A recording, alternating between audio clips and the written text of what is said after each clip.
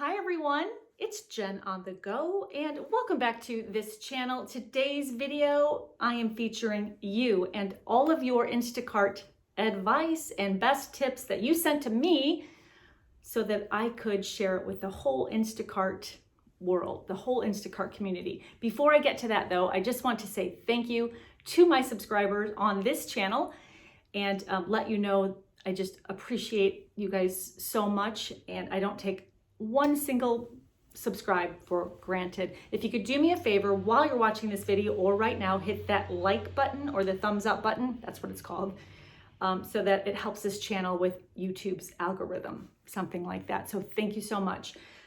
If you are new here and you just want to hear about what's happening in the Instacart world and other gig economy platforms, the ups and the downs and the shenanigans and the hardships and the victories, this is your channel. So please hit that subscribe button below and the notification bell right next to it. That way you will be reminded every single time I upload a new content video.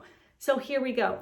A few weeks back, in honor of me hitting 400 subscribers, because of you, I wanted the whole world, the United States and Canada, to also learn from you, because you guys have taught me so much. It's unbelievable. I created this channel so we can all come together, learn from each other, and be one community where there's positivity. And yes, there will be conflict. This is a place we can come though and discuss that. I truly believe in order to be successful in anything you do, whether it's gig work, starting your own company, being the best mother you can be, whatever you choose to do, or working for someone else, working for a professional job, this is what you need to have. You need to have grit, you need to have support, and you need to have information and knowledge. And that's what this channel is intended to be, a place where we can all come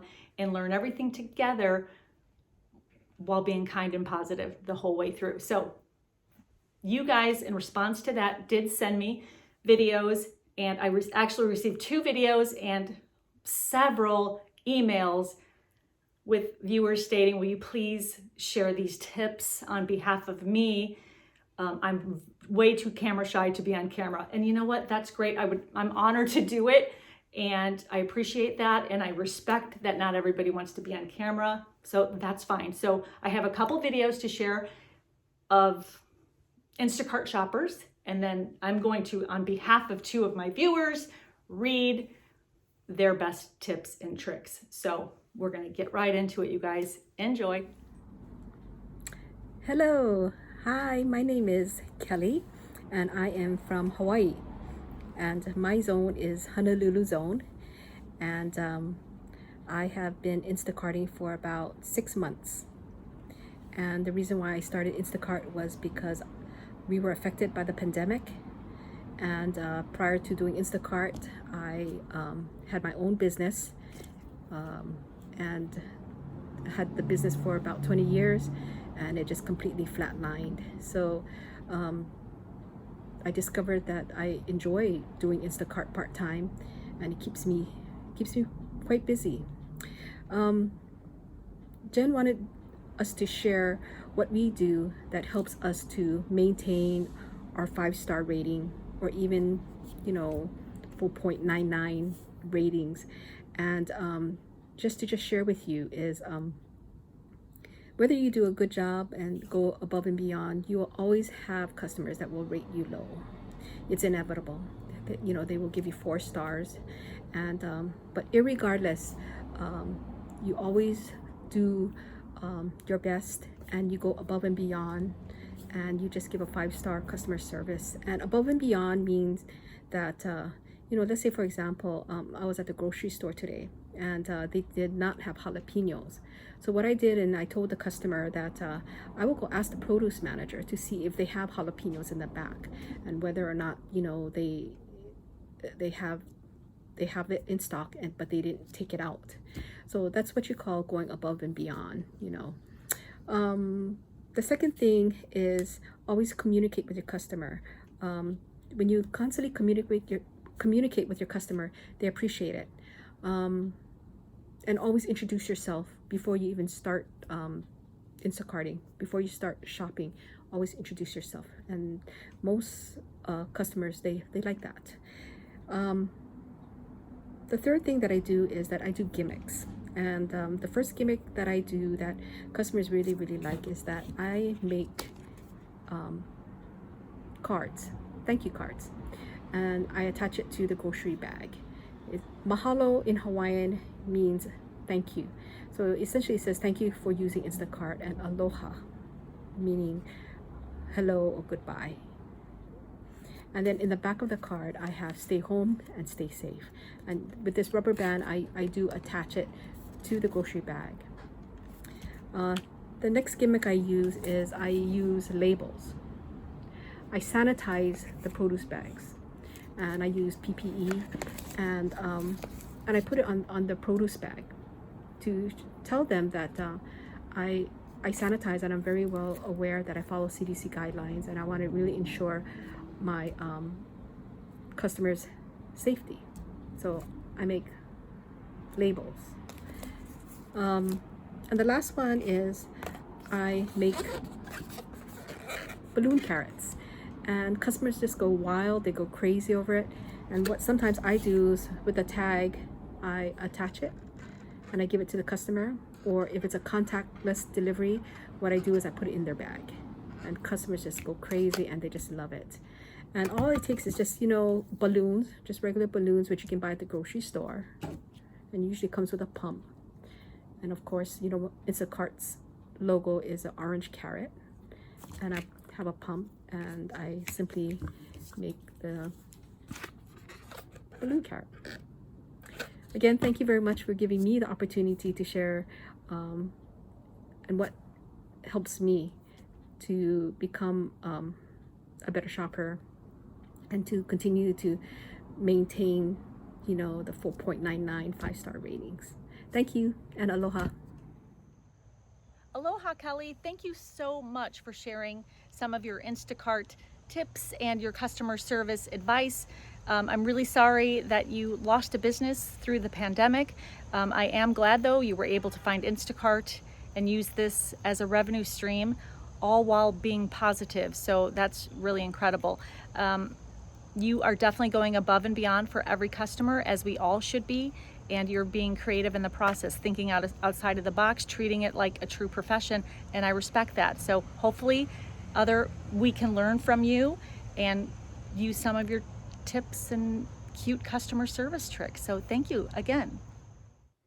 Next up is Anne, who is located in Central Florida. Anne sent me an email asking if I would please share this with you guys because it is a great tip. So here we go. Thank you for submitting this, Anne. I'm going to read her email to me. She states, I had a horrible August. I started out with 5 stars. That was great. Then I got a huge ding. 1 star and poor service. On that delivery, no one came to the door. A bag of trash out by the front and walkway was totally covered with ants. Contactless delivery. I rang the bell, knocked on the door, and walked around back to see if anyone was there. 2 cars in the driveway and no one answering the door. Without hesitation, I left the groceries as instructed, along with a hot and great smelling rotisserie chicken and ants. So 1 star and poor service. A week later, contactless delivery. Instructions were to knock, ring bell, make sure she gets her groceries. I contact help. They tried to call the customer, no luck, so they told me to leave the groceries at her door. On my way out in this gated community, I asked the guard to try to get a hold of the customer for me. So a 3-star rating for that one, plus damaged frozen items. They wouldn't drop the 3-star, even though they told me to leave the order. Then the following week, 2 4-stars for no reason. The 1 4-star was the second time Myrna left me a 4-star. Of most of the orders in my area, it was contactless. Now the app requires the customer to acknowledge the delivery. The 3rd week of August, I had enough. Talking with chat is useless, chat support. They're supposed to show the reasoning behind bad ratings. This is what I did. I started marking on my calendar the number of batches I complete daily. I mark the dings on the date and make a note on the page bottom. This helps me keep track of how many batches I've done and how many are left to drop off the bad rating. Once a week, I get a hold of chat to check my ratings for that week. I keep a count. When someone has 14 days to rate you with the number of batches that we've done, that have been done, it's hard to remember who it was or where. Solution, all caps, exclamation points. And this is what we love. I started keeping a log. Every time I accept a batch, the date, name, and address gets logged. Any problems, difficulties, and additional cash tips, I note it. A little notebook, I'm going to send you a picture, fits in my purse, and they're 3 for $1 at Dollar Tree. I also have a blacklist.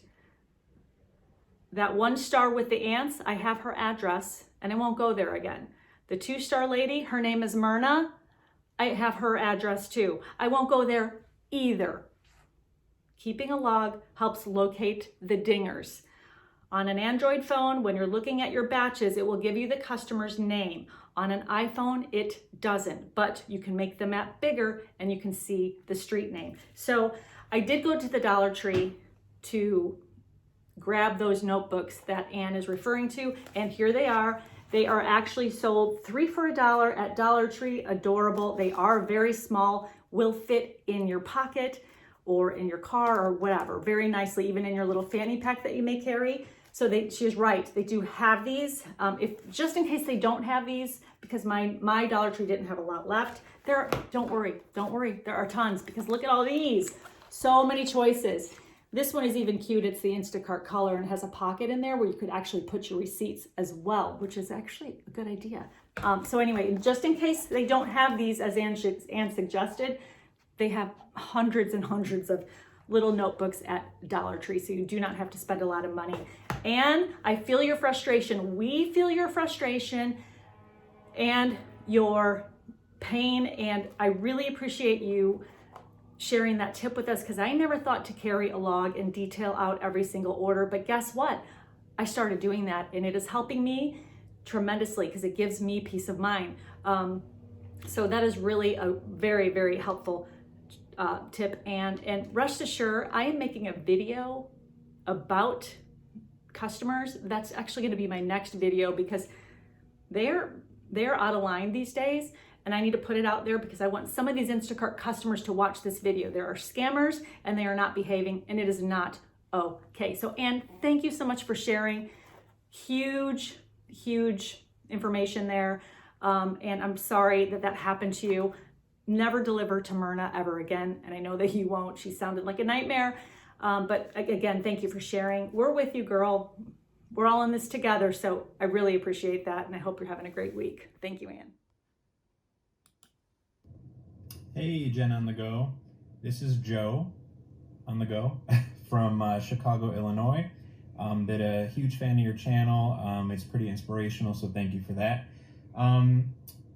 My best piece of advice is don't let all the negative comments on Facebook groups and anywhere else you may follow other Instacart people, because it kind of froze me for about a week or two, because I was so paranoid of getting deactivated or getting a bad rating that I would get in my car and just freeze and not be able to take my first batch because I was so worried about what the outcome might be.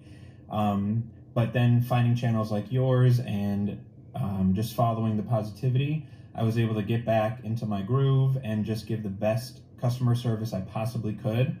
And I've been doing pretty good so far, maintaining a 5-star. But yeah, I let the negativity get to me, and that is not good. So I guess that's my piece of advice to everybody out there. Bye. Joe on the go from Chicago, thank you so much. Your video is so relevant because you are absolutely right. There is so much negativity out there, especially when you go to the Facebook groups and you read the horror stories that they all are stating. Not everyone, there's some positivity too, but it is littered with negative energy, and people just talking about all the bad things that go with being an Instacart shopper, and that can paralyze you. And it was good advice to say, don't listen to that. Just listen to yourself and do it. And I'm happy to hear that you're doing well and you're at a 5-star.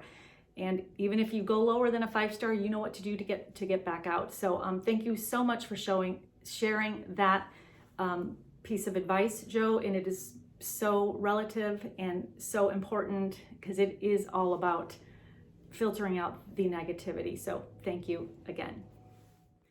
Okay, last up is Nate.